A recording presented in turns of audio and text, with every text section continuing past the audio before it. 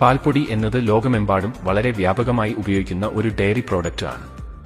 പാലിനു പകരമായിട്ട് മാത്രമല്ല പല ഭക്ഷണസാധനങ്ങൾ നിർമ്മിക്കാനും ഇത് ഉപയോഗിക്കാറുണ്ട്. പാലിൽ നിന്നും വെള്ളത്തിന്റെ അംശം നീക്കം ചെയ്താണ് പാൽപ്പൊടി നിർമ്മിച്ചെടുക്കുന്നത്. ഇതുവഴി അതിന്റെ ഷെൽഫ് ലൈഫ് കൂട്ടാൻ സാധിക്കുമെന്ന് മാത്രമല്ല, സൂക്ഷിക്കാനും ട്രാൻസ്പോർട്ട് ചെയ്യാനും എല്ലാം വളരെ എളുപ്പമാണ്. പാൽപ്പൊടിയെ നന്നായി ഉണക്കിയെടുക്കുക എന്നതാണ് വളരെ പ്രധാനപ്പെട്ട കാര്യം. എങ്കിൽ മാത്രമേ ശുദ്ധമായ പാലെത്തിക്കാൻ ബുദ്ധിമുട്ടുള്ള ലോകത്തിന്റെ പല കോണുകളിലേക്കും ഈ പൊടിയുടെ രൂപത്തിൽ പാലെത്തിക്കാൻ സാധിക്കുകയുള്ളൂ. ഇനി ഇത് എങ്ങനെയാണ് നിർമ്മിക്കുന്നത് എന്ന് നമുക്കൊന്ന് കണ്ടുനോക്കാം.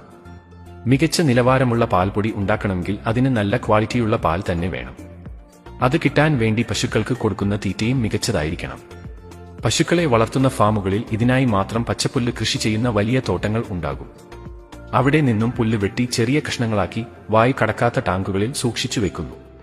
അതുവഴി അതിന്റെ പോഷകഗുണം കൂടുകയും ചെയ്യും. ഇങ്ങനെ നിർമ്മിച്ചെടുക്കുന്ന തീറ്റയാണ് പശുക്കൾക്ക് തിന്നാനായി കൊടുക്കുന്നത്. പാൽപ്പൊടി ഉണ്ടാക്കാനുള്ള ആദ്യ സ്റ്റെപ്പ് എന്ന് പറയുന്നത് പാൽ ശേഖരിക്കലാണ്. ഫാമുകളിലെല്ലാം തന്നെ ഇതിനായി മികച്ച മെഷീനുകളും ഉണ്ടാകും. പാൽ കറന്നെടുക്കാൻ വേണ്ടി പശുക്കളെ കറങ്ങുന്ന ഒരു യന്ത്രത്തിലേക്ക് കയറ്റി നിർത്തുന്നു. ഇതിൽ ഒരേ സമയം ധാരാളം പശുക്കൾക്ക് നിൽക്കാനുള്ള സ്ഥലവും ഉണ്ടാകും. പാൽ കറക്കാനായി പശുവിന്റെ അകിടുകളിലേക്ക് മെഷീൻ കണക്ട് ചെയ്യുന്നു. ഇതിന്റെ അറ്റത്തുള്ള റബ്ബർ കപ്പുകൾ ചെറുതായി അകിടിനെ മസാജ് ചെയ്യുന്നത് വഴി എളുപ്പത്തിൽ പാൽ ചുരത്താൻ സഹായിക്കും. ഈ പാലിനെ പല ട്യൂബുകളിലൂടെ സ്റ്റോറേജ് ടാങ്കിലേക്ക് കൊണ്ടുപോകും. ഈ പ്രോസസ്സൊക്കെ നടക്കുന്ന സമയത്ത് പശുക്കൾക്ക് യാതൊരു തരത്തിലുമുള്ള ബുദ്ധിമുട്ടും ഉണ്ടാകുന്നില്ല എന്ന് കൃത്യമായി നിരീക്ഷിക്കുന്നുണ്ട്. ഈ ഉപകരണങ്ങളുടെ ഹൈജീനും വളരെ പ്രധാനപ്പെട്ടതാണ്. ഓരോ പ്രാവശ്യവും പാൽ കറക്കുന്നതിന് മുൻപ് ഈ ഉപകരണങ്ങൾ എല്ലാം തന്നെ ക്ലീൻ ചെയ്ത് അണുവിമുക്തമാക്കും. ഇത്തരം പ്രോസസ് വഴി പശുവിന്റെ ആരോഗ്യം കാത്തുസൂക്ഷിക്കുന്നു എന്ന് മാത്രമല്ല, നല്ല എഫിഷ്യന്റ് ആയിട്ട് പാൽ ശേഖരിക്കാനും സാധിക്കുന്നു.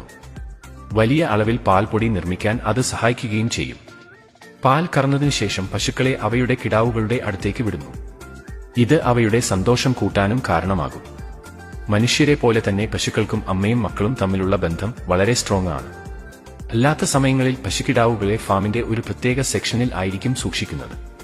അവിടെ ഇവയ്ക്ക് നന്നായി വളരാൻ സഹായിക്കുന്ന രീതിയിൽ പ്രത്യേകം തയ്യാറാക്കിയ ഭക്ഷണം ആയിരിക്കും നൽകുന്നതും. അതിലെ ന്യൂട്രിയൻസ് പോലും കൃത്യമായി കാൽക്കുലേറ്റ് ചെയ്തിട്ടുണ്ട്. ഈ പശുക്കിടാവുകൾ വലുതായി കഴിയുമ്പോൾ ഇവയെയും മറ്റു പശുക്കളുടെ കൂട്ടത്തിലേക്ക് ചേർത്ത് അവയിൽ നിന്നും പാൽ ഉൽപ്പാദിപ്പിക്കുന്നു.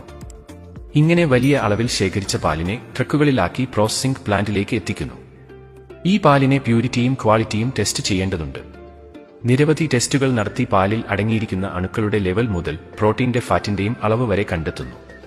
ടെസ്റ്റ് പാസ്സായി കഴിയുമ്പോൾ മാത്രമാണ് ഈ ലോഡുകളെ ടാങ്കറിൽ നിന്ന് ഫാക്ടറിയിലെ സ്റ്റോറേജ് ടാങ്കിലേക്ക് മാറ്റുന്നത്. ഇനിയാണ് ഈ പാലിന്റെ ശരിക്കുമുള്ള പ്രോസസ്സിംഗ് തുടങ്ങുന്നത്. പാസ്റ്ററൈസേഷനാണ്